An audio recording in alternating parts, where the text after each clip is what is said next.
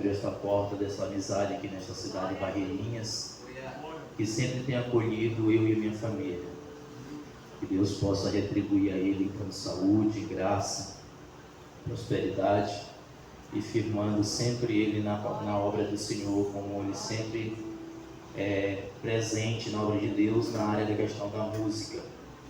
Tem muitos projetos que Deus venha assim abençoar. Da mesma forma, externar minha gratidão pela vida do irmão Efraim, pré-candidato a vereador do município de Barreirinhas. Que Deus venha abençoar os seus projetos, confirmando assim os teus passos aqui nesta cidade, e que sua vida venha assim glorificar o nome do Senhor. A minha esposa, a cantora Mara Souza, meus filhos, a Ana está dormindo no carro e o Wesley está andando aí na igreja. Queridos, abra a palavra de Deus no livro de Isaías, do profeta Isaías, capítulo de número 43, versículo de número 13. Quem achou, diga amém. Amém. Nós procurando aí, não tem dizendo amém. Isaías capítulo 43, versículo de número 13. Diz assim a palavra do Senhor: ainda antes que houvesse dia, eu sou, e ninguém há que possa fazer escapar das minhas mãos.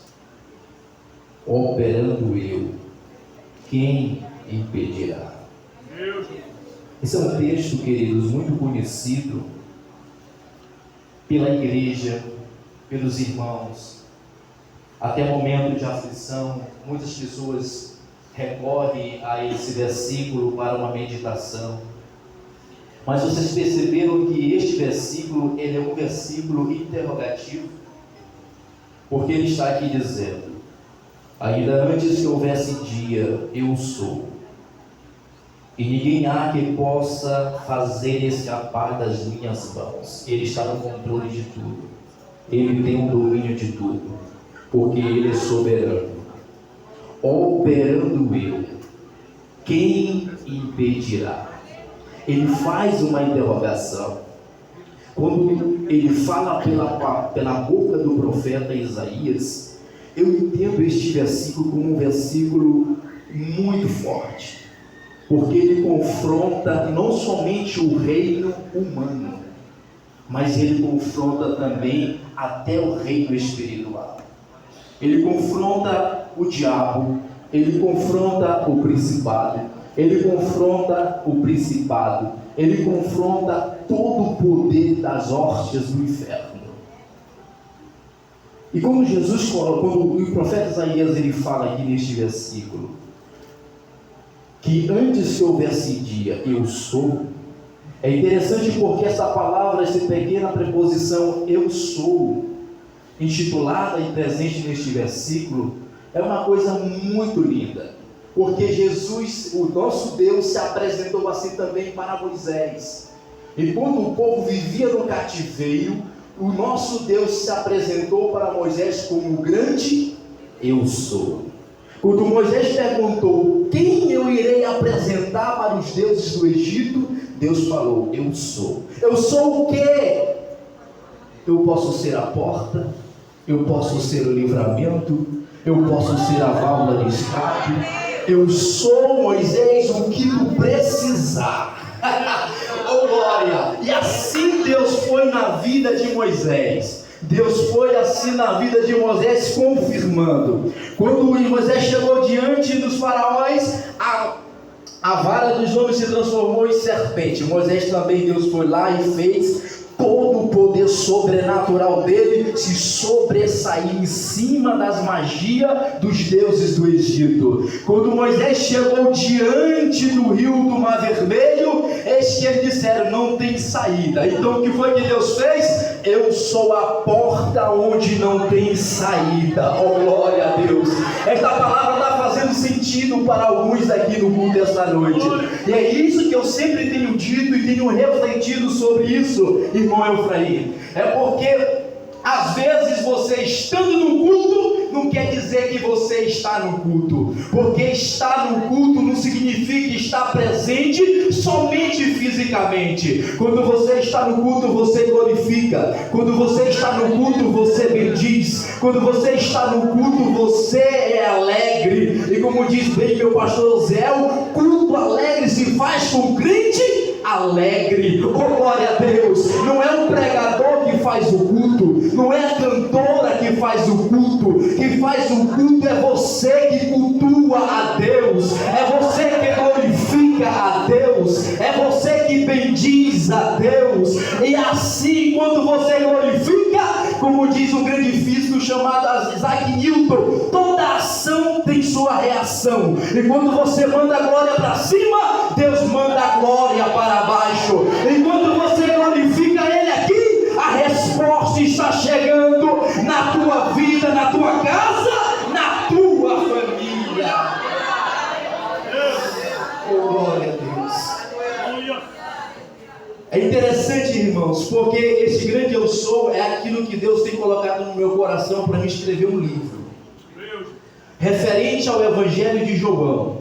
O Evangelho de João é o único evangelho que apresenta 7 características a respeito do ministério de Jesus. É interessante porque Isaías vai dizer no versículo, capítulo de número 43, versículo 13, que antes que houvesse dia, ele é o quê? Eu sou.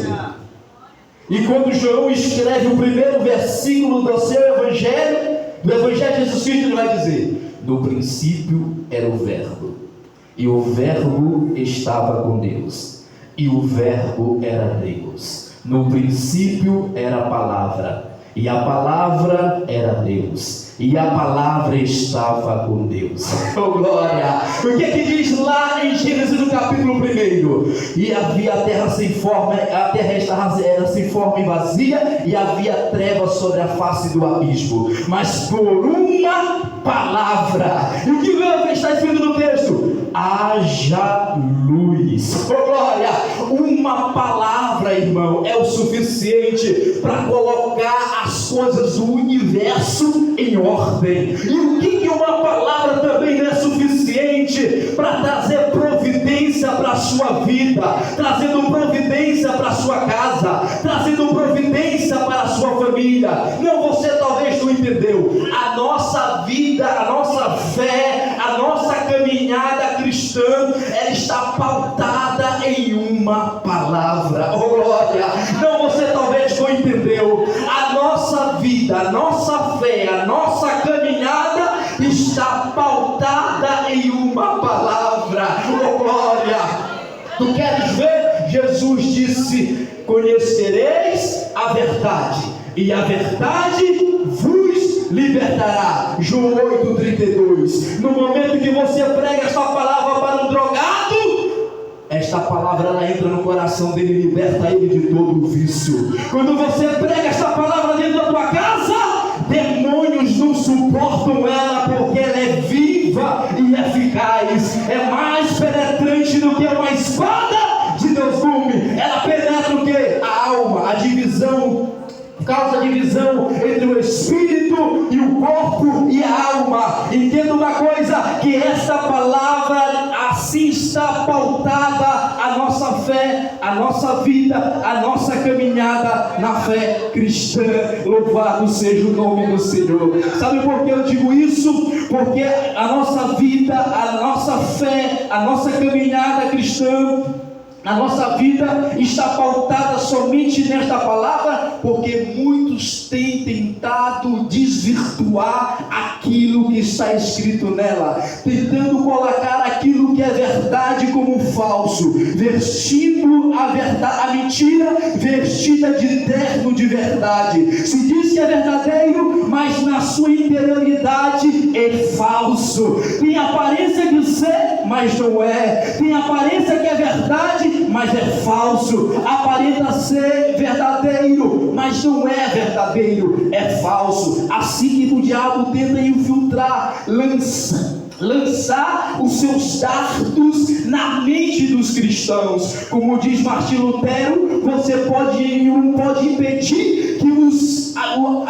as aves venham de fato voar sobre a sua cabeça, mas você pode impedir que elas venham criar ninho na sua cabeça. Ele está dizendo: você não pode impedir que o diabo de fato venha agir no mundo, mas você pode impedir dele adentrar no seio da tua família. Você pode impedir ele de implantar pensamentos diabólicos na sua mente. E como é que você impede isso? Pelo poder da palavra. Louvado seja o nome do Senhor. Está escrito em João, capítulo de número 15, versículo 3, Jesus vai dizer: vós já estáis limpo pela palavra que eu vos tenho falado. Por quê? Porque é somente a palavra de Deus que liberta, é somente a palavra de Deus que limpa. João 17, Jesus vai dizer: santificai-vos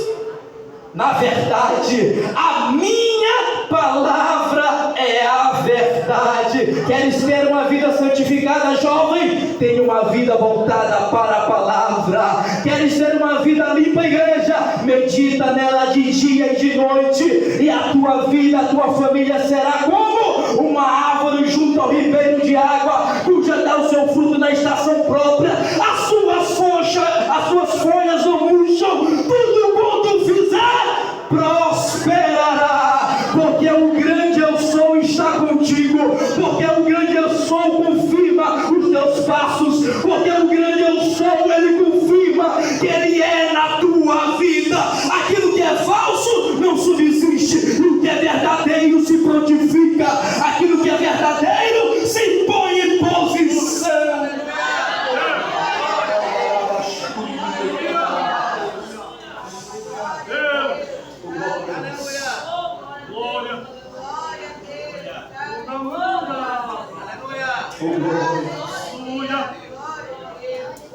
A nossa vida está pautada em uma palavra.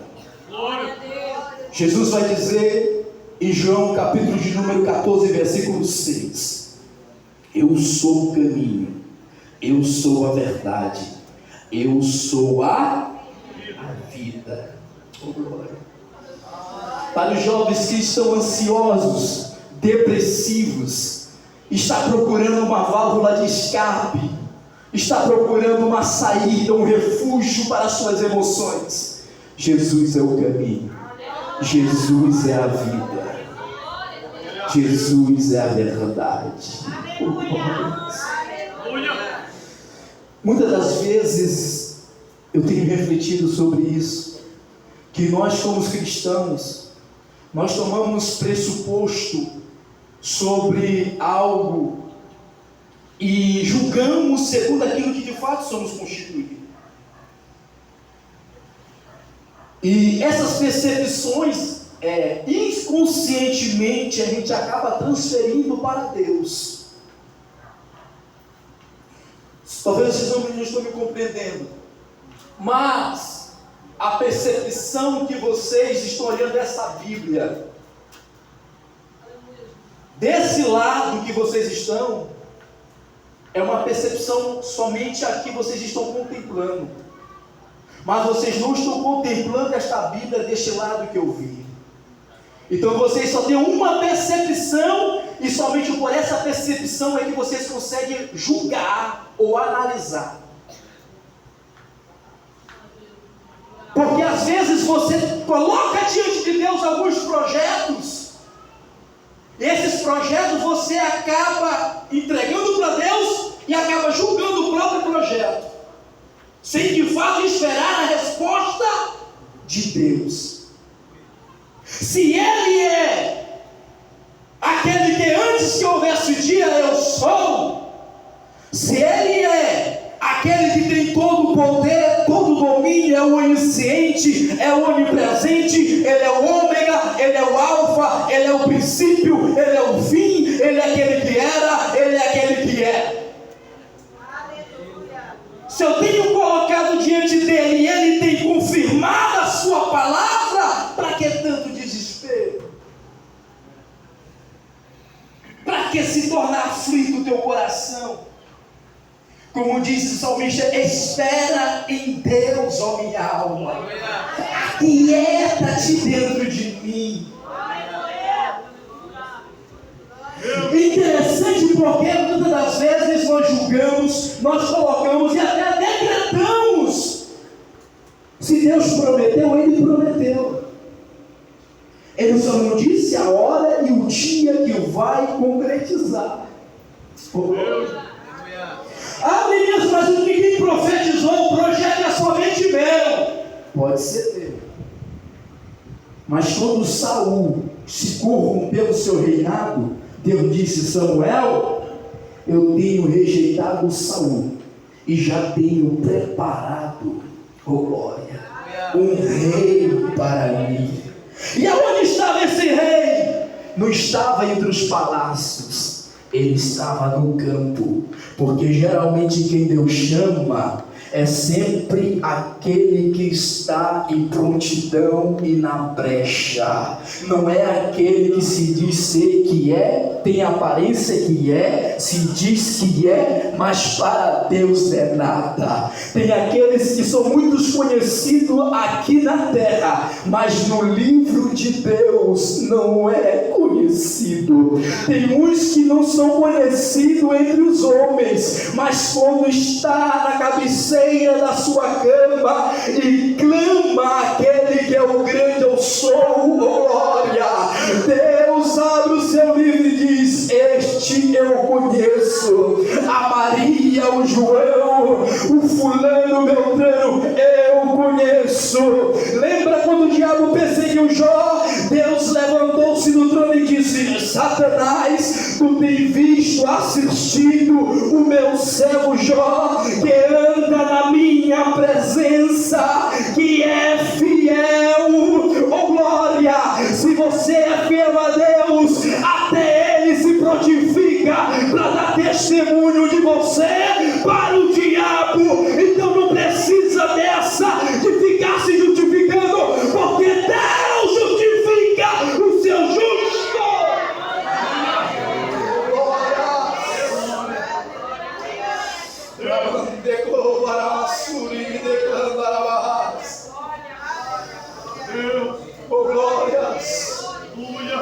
É interessante porque nesse mesmo projeto de reinado, Deus coloca até também em questão o projeto de Ana.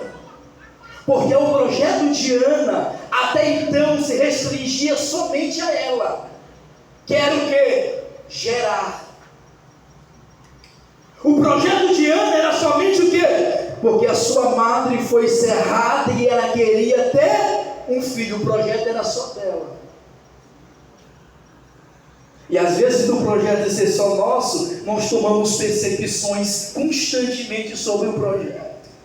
Deus não nos enxerga, Deus não nos vê, Deus porventura não está vendo a minha luta, o meu dia a dia, o meu trabalhar. Porventura Deus não está vendo o meu filho aqui desviado. Porventura Deus não está vendo esta aflição que eu estou passando. Porventura Deus não está vendo essa enfermidade que está me tirando o sono. E aí começamos a tirar tanta percepção de tantas coisas, porque julgamos somente o que vemos, mas quem contempla todas as coisas é aquele que está antes que o mundo existisse, que é o nosso Deus Todo-Poderoso, o onisciente, o onipresente, aquele que é o alfa, o ômega e o princípio e o fim. Louvado seja o nome do Senhor. É interessante que o projeto era somente de Ana, mas no momento que ela começa a sentir, a se envolver com Deus, porque quando a gente se envolve com Deus, irmão Daniel, sempre nós nos envolvemos também nos nossos projetos para com a sua obra. Louvado seja o nome do Senhor. Todos nós que buscamos intimidade com Deus, de coisas que são particulares nossas, mas Deus às vezes diz: esse projeto aí eu também vou tomar parte, esse negócio aí eu vou começar a decretar o dia da execução e o dia também da conclusão. Louvado seja o nome do Senhor. Talvez você não está entendendo querido, mas vou liberar uma palavra profética nessa noite. Levante a mão assim para o céu, levante a mão assim para o céu, segura esta mão aí, querido. Eu tenho uma palavra de Deus para te dizer o que, segundo ela diz, Deus está tomando parte deste projeto, e Ele está escrevendo lá na sua ata, e dizendo, este projeto tem início, este projeto tem fim, esta aflição, esta prova, este deserto que você está passando, será apenas um aperfeiçoamento para onde Ele vai te levar e te colocar.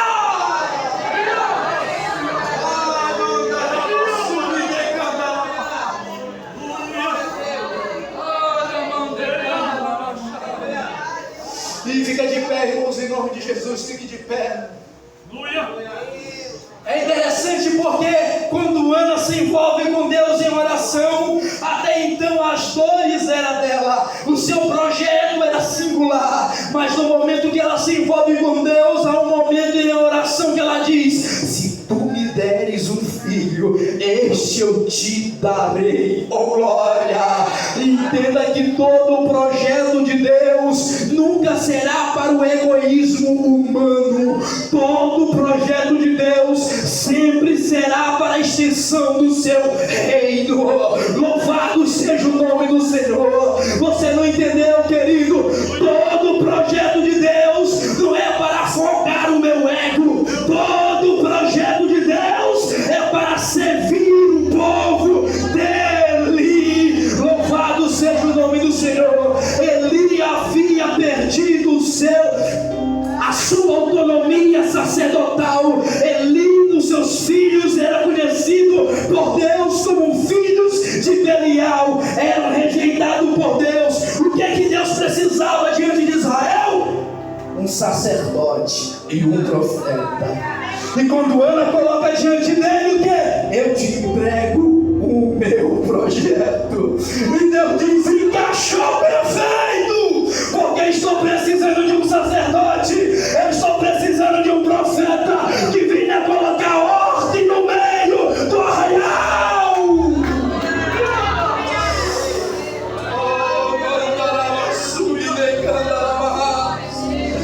Que nesta noite o Espírito Santo de Deus, por meio desta palavra, Ele venha avivar a tua fé e a tua esperança, te dizendo nessa noite, confirmando, te falando, o projeto não está falido, porque